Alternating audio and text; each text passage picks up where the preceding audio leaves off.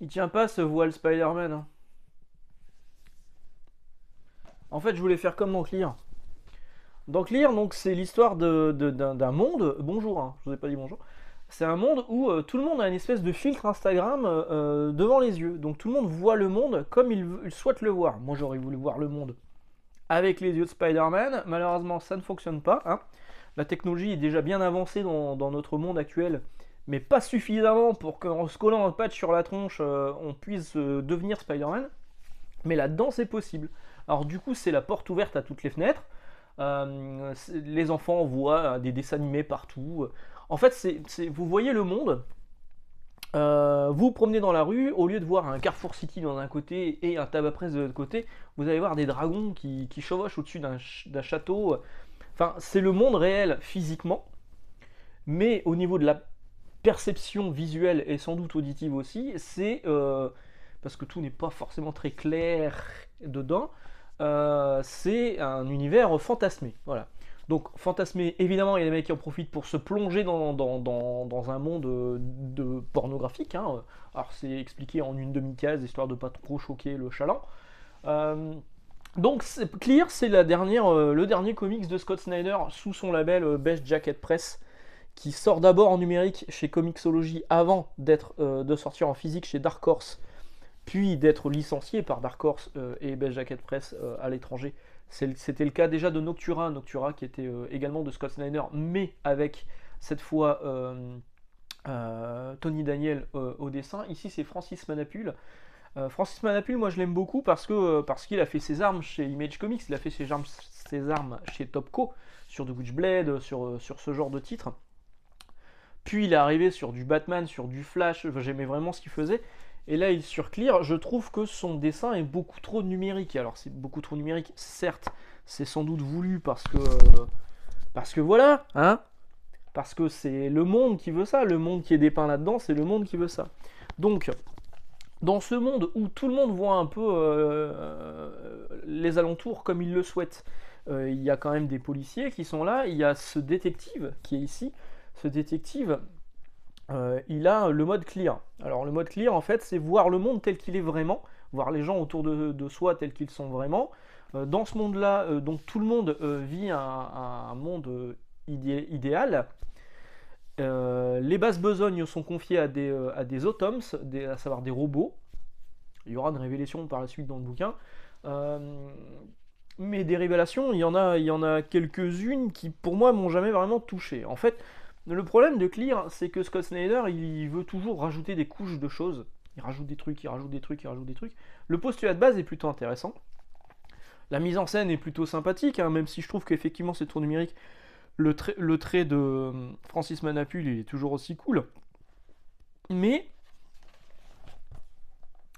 je trouve que Scott Snyder en fait trop. Voilà, il fait comme dans Batman Metal, il rajoute des surcouches de problèmes, d'explications, alors sans vraiment plus donner d'explications. Alors que le postulat de base, il est quand même assez simple. Moi, j'étais un peu perdu dans la lecture. Il y a des moments où je me suis dit, attends, qu'est-ce qu'il est en train de raconter là pour le coup?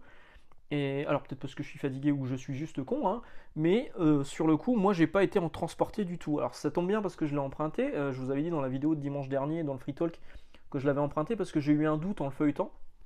J'ai bien fait, parce que bah, je l'aurais ramené, hein. Dans tout cas, je me serais fait rembourser parce que c'est pas du tout mon kiff. Alors c'est un récit complet, ça c'est l'avantage, il n'y aura pas de suite, a priori il n'y aura pas de suite. La fin, elle est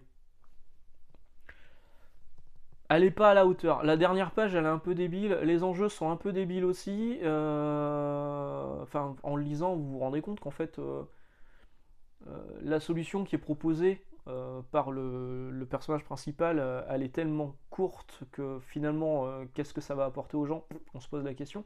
Et la dernière case, bah, ok. Ok. Donc moi j'ai pas du tout été transporté. Je sais pas ce que vous allez en penser. Je sais pas si j'ai vu que d'autres youtubeurs en avaient parlé. Enfin, moi je suis pas youtubeur. J'ai vu que d'autres personnes en avaient parlé sur YouTube et sur Instagram. Je sais pas, j'ai pas lu les critiques pour essayer de pas être influencé par leurs critiques. Et pour le coup, Moi, j'ai clairement pas été transporté. Pourtant, le postulat de base, il est sympa, hein. Le personnage, il est plutôt charismatique aussi, c'est plutôt cool, mais non, ça m'a pas parlé. J'ai trouvé ça inutilement compliqué. C'est vraiment une histoire de détective, comme on pourrait le voir dans beaucoup de films noirs classiques, des films de détective avec la nana bimbo qui enquête sur son mari. Enfin, il y a beaucoup de clichés comme ça. Lui, il cache quelque chose, un passé douloureux. Donc ça démarre par son ex qui se suicide alors qu'à la base elle n'est pas tellement suicidaire. Donc il va essayer d'enquêter sur ce qui s'est passé sur son ex. Il reçoit un cadeau de son ex alors qu'elle est décédée. Donc c'est une enquête comme on peut le voir dans beaucoup de choses, mais avec un skin Matrix steampunk qui était pour moi pas forcément utile.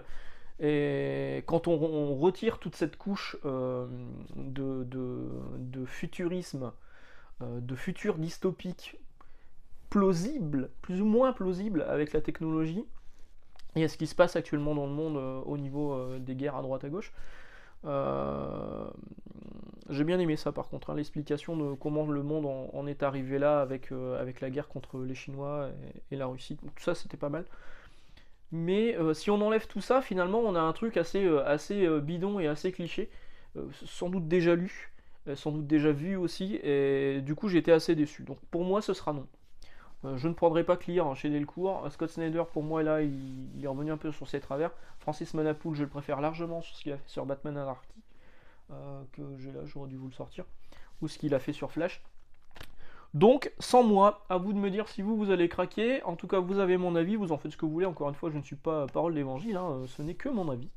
Je vous souhaite une excellente journée, d'excellentes lectures. Si tout va bien, on se retrouvera jeudi cette semaine. Ciao.